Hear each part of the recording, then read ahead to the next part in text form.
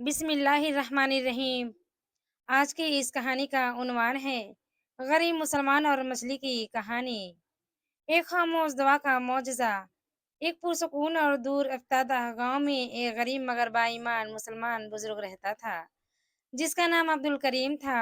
اس کی زندگی کا خلاصہ سا ایک پرانی جھونپڑی، پھٹے پرانے کپڑے اور خدا پر کامل یقین تھا۔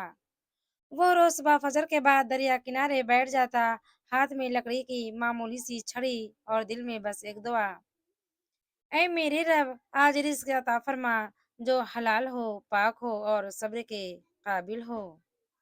مہینوں سے عبد الکریم کو دریا سے کچھ نہ ملا۔ لوگ اسے پاگل سمجھنے لگے، یہاں تک کہ بچے بھی اس کا مذاق اڑاتے، مگر وہ ہنستا، مسکرا کر آسمان کی طرف دیکھتا اور کہتا: جب اللہ کی طرف سے وقت آئے گا تو سمندر بھی میرے لیے راستہ چھوڑ دے گا۔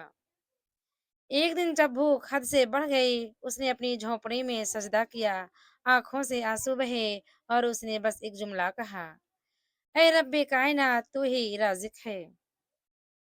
اگلی صبح جب وہ دریا کے کنارے پہنچا تو پانی کے کنارے ایک بڑی سی مچھلی تڑپ رہی تھی۔ حیرت زدہ عبد الکریم نے مچھلی کو اٹھایا۔ جب اس نے مچھلی کو کاٹنے کی کوشش کی تو مچھلی کے پیٹ سے سونے کا سکہ نکلا۔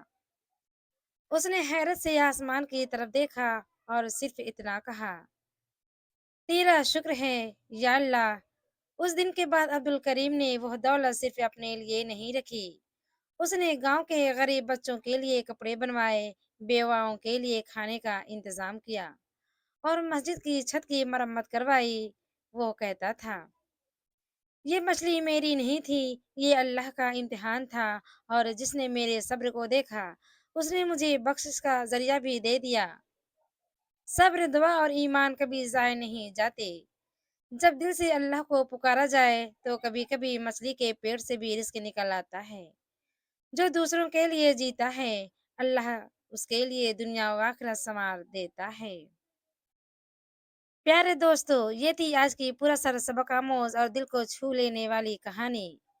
اگر آپ چاہتے ہیں کہ ایسی ایمان و افروز کہانیاں آپ کے دل و دماغ کو روشنی بخشتی رہیں تو فاطمہ اسلامک چینل کو سبسکرائب کرنا نہ بھولیے۔